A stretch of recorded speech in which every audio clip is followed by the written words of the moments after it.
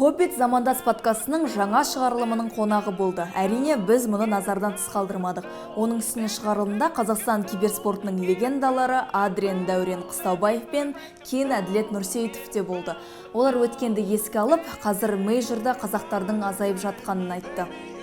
Қазақстандағы киберспорттық мектеп өте жақсы. Ойыншылардың жаңа буыны өз кәсібіне байыпты қарайды.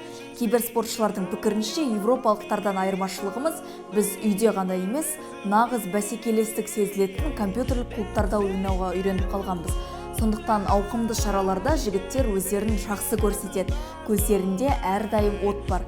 Ойыншылар Қазақстандағы интернет жайлы да әңгімелесті.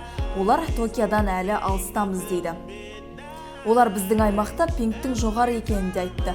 Өкінішке қарай көптеген киберспортшылардың елден кетіп жатқанына осы нәрселер себеп екен. Бұл әрине қынжылтатын жағдай. Толық шығарылымды көру үшін біздің YouTube